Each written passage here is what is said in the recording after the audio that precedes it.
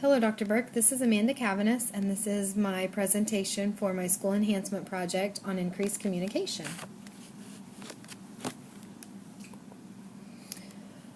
This project is going to occur at the Dr. Jerry Hammerly Learning Center in Coffeyville, Kansas, and it happened currently in the fall of 2015. It's ongoing and will continue to the spring as well. In our textbook, Practicing the Art of Leadership, it says that there's no talent that's more essential than one's ability to communicate. And I believe this wholeheartedly because I feel that everything that we do can always be improved based on the communication that we have at all different levels. And when I say communication, I want to emphasize that I am considering our families that speak English as well as our families that speak Spanish. So my need that has been identified for this project is to increase communication, as you can probably tell.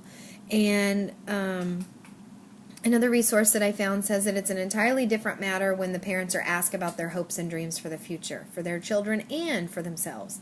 And then they're asked about what ideas they have about how they, as well as the school, could help achieve those.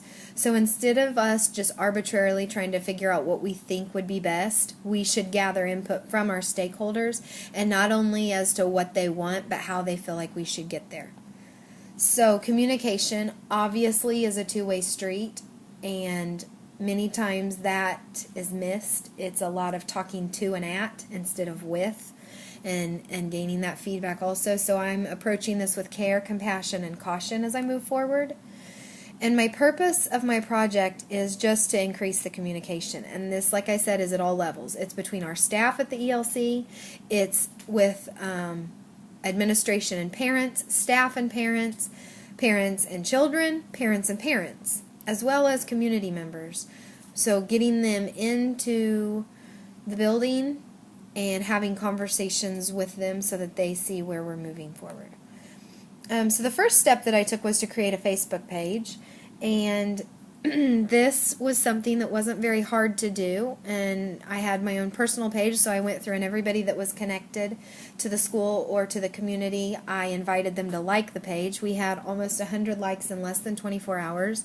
It has grown well over that, and we've also adapted now everything that we post is posted in English and Spanish so that our ESOL population, the families, are able to take some meaning and gather information from this site as well. Another thing that I've implemented is the positive parent phone calls from every classroom every week. And every classroom has a lead teacher and an assistant teacher, so they alternate back and forth, and they make 2 phone calls, one for morning classes and one for afternoon classes. If they're a full day classroom, then they make a phone call for a boy and a phone call for a girl. And they log these on a sheet that they turn into me on Friday by 4 o'clock, as well as a log that is saved onto their computer, and we track that, and it has the name of the person that they called, the name of the student, whether they spoke to them, left them a voicemail, or the phone number was disconnected and they found another way to contact them. It also tracks this by race so that we can see that we are contacting all of our families. Another step that we have is our parent meetings, and we've actually had our first one, and our family service workers are leading this initiative, and so the turnout's been good. It is RSVP, so the invitation goes out to all of our families, not just our Head Start families, and they RSVP back to our family service workers, and it's held on location, and it was pretty successful. The next thing that we're doing is called PAC Nights, and that stands for Parent and Children Together, and it's a night where they rotate through stations with hands-on activities, gross motor activities, and then they eat together and brush their teeth together. And we had our first one last week on October 8th, and it was a huge success. I noticed a lot of our families that participated were our Hispanic families, and our kitchen staff did a great job of a meal that was healthy and something that the families could duplicate at home if they so choose. We also had school board members in attendance. One of them was dressed up as the lazy bear, so that was pretty fantastic. We're excited about this. Art projects where the kiddos get to do part of it and the parents get to do part of it, so it was really a good time. And literacy events, we've had our first one, and because we don't have air conditioning in the gym to do the stations like we usually do, the first one in September was just on their way out the door. We gave them a packet of literacy activities along with a book that their family gets to keep. We offered this in English and Spanish. We had popcorn with a little sticky on it that said, "Thank you for popping in," and it just gave some information about goals for the future year. For a professional learning plan, our collaboration is basically among our staff for the parent events with the PAC nights, the literacy events, and the parent meetings, and no additional training is really needed.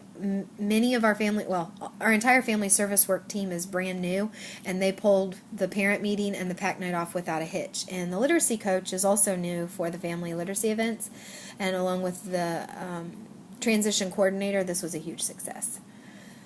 Exceptional students. Accommodations and modifications are needed. We have interpreters and translators available, and communication goes home in English and Spanish for our entire campus. Leading professional learning and utilizing technology. Well, our goals are to have clear communication, of course, because that is the focus of this, to have high expectations. So whenever we say we're hoping that parents are attending, we're out recruiting, getting information out to them, and asking them to RSVP so we know that they are. And then our planning time to collaborate on these parent events is offered during the school day between our morning and afternoon session so that staff are available to meet together.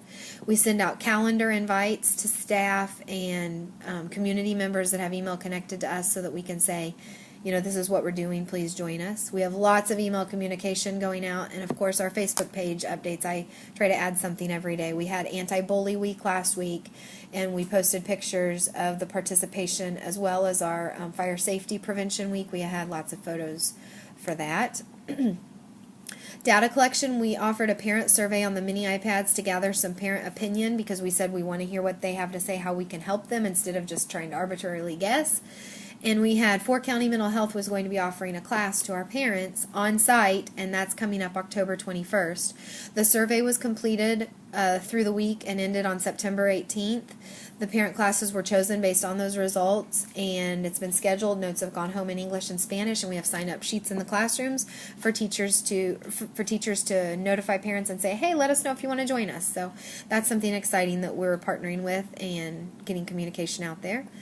And then I've mentioned this a little bit along the way, but yes, the Facebook page is up and running, and the survey was completed by our parents as of September 18th. We got the data we needed to make the decision for which class we would offer, and notes went home in English and Spanish for all of these pieces that I've mentioned.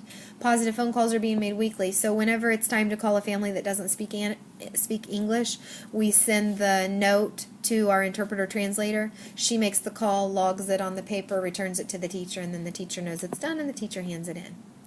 Here's a list of my references. And I'm pretty excited because I've noticed that our turnout for these events has not just been the same old people. It's spreading to include people more than just parents, more than just staff members. So our community is reaching out to us, and it's been very exciting. So thank you for your time, and if you have any questions, feel free to email me at cavanessa@cvilleschools.com. Thank you so much.